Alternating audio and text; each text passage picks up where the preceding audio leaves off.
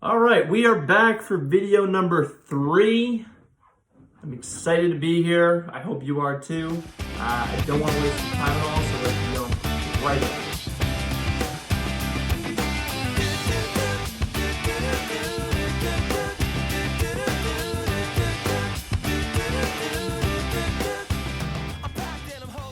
All right, so I have 9 tips here. Hopefully you get some value out of this list. Let's start right out. Number 1, if you're shipping on your own, which you can on Facebook Marketplace, if you're shipping on your own on Facebook Marketplace, you're choosing not to use Facebook's labels, I highly recommend looking into Pirate Ship. So there's a bunch of different options out there. There's Stamps.com, there's I don't know some of the other ones off the top of my head, but I highly recommend Pirate Ship. It's free, and they're going to give you the lowest rates you can get on shipping, way cheaper than you're going to get on the post office website or going directly into the post office. So that is tip number 1. On to tip number 2. If you're choosing Facebook labels, so if you're choosing Facebook Marketplace labels and not creating your own, that's fine, but the buyer cannot combine shipping. So it's happened 2 or 3 times now to me. Two times, I think, actually. One was a slightly different situation, but 2 times now, somebody reached out to see if they could combine shipping, if they could just buy 2 things and then I can somehow give them a discount. It doesn't work like that. It's not Poshmark. It's not eBay where you send an invoice with a discount for shipping, or Poshmark where whatever the hell they do on Poshmark. It's not that.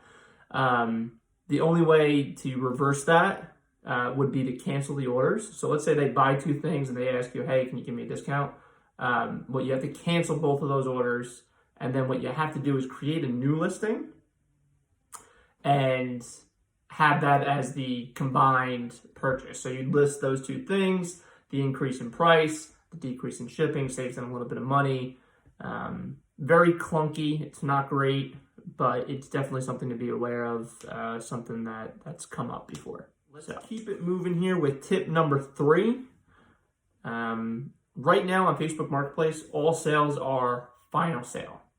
So with that, there's less risk, I'd say overall less risk to the buyer, but there's also the fact that their only outlet for saying anything is either A, contacting you, or B, filing a report with Facebook, or giving you a bad seller rating, honestly. So they can't get a refund like eBay. They just initiate a refund. It's different. All sales are considered final sale. Things do happen though. Items get broken. They feel maybe that your item wasn't as described, and it's just something to be aware of, that one of their outlets would be to report you as a buyer. So sometimes it might just be worth it, depending on the value of the item, what it is exactly that you sold. Maybe just give them a fucking refund. Recommendation number 4 is or tip number 4 really, chat the person that bought something. Just let them know, hey, run into the post office later. Something real easy like that in the Messenger app. Hey, run into the post office. Hey, got your order with a thumbs up. The reason for that is that it will make it easier for you to request a rating from them in the future. So if everything went well, you send a request, then they are nice enough to go online and give you a 5-star rating. Facebook app has a lot of glitches where if you don't do that, if you don't have some sort of communication, you're not going to be able to request ratings. So hopefully they fix that. For now, it's a low-tech solution, and it's worked well for me. Tip number 5 is to stop what you're doing right now and join the Shipping on Marketplace Facebook group. So stop what you're doing, join that group up there.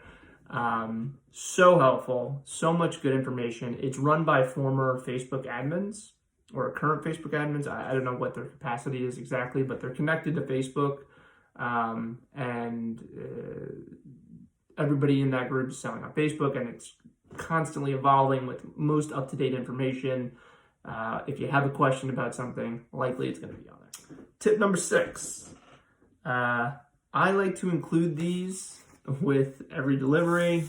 Some people say it's cheesy. exactly isn't my most recent one, but it's just a thank you. It's a thank you note. And the most reason why I'm asking for a 5-star review, you know, if you enjoyed, if everything was satisfactory, please leave a 5-star review.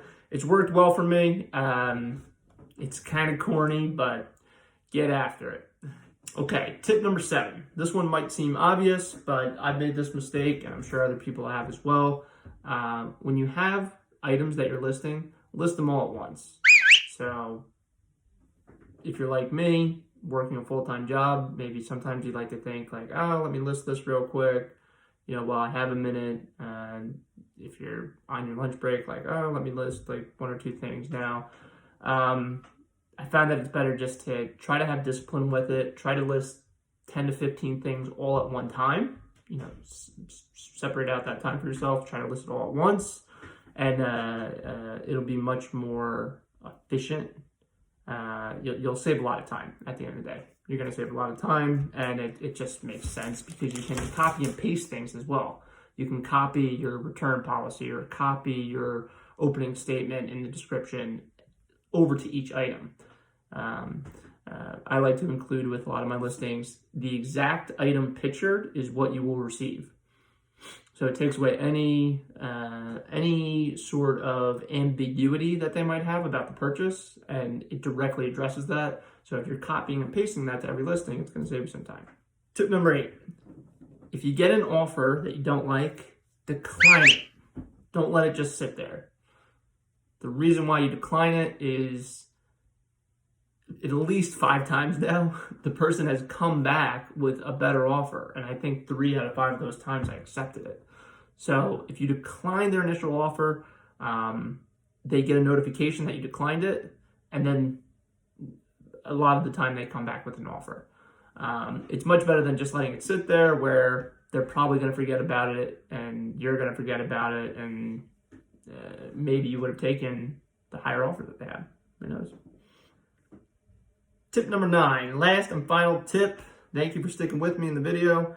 If you're meeting locally, look for safe exchange places. They're called safe exchange places. If you type that into Google, I know this because I met somebody on Craigslist there. Thought it was brilliant. Now I like to do all local exchanges there. So if you're doing a local exchange, do it at a safe exchange place. It's usually at a police station. There's crazy stories out there, people stealing shit and getting mugged, and it's not fun. Just don't even worry about that. Go to the safe exchange place. So those are 9 tips for those of you who are selling on Facebook Marketplace. If you enjoyed the video, leave a comment below, hit the like button, subscribe. Coming to you in the future with more information. Sell like a pro. Talk to you guys again soon. Baby, I like your so. Grips on your ways, front way, back way. You know that I don't play. Streets not safe, but I never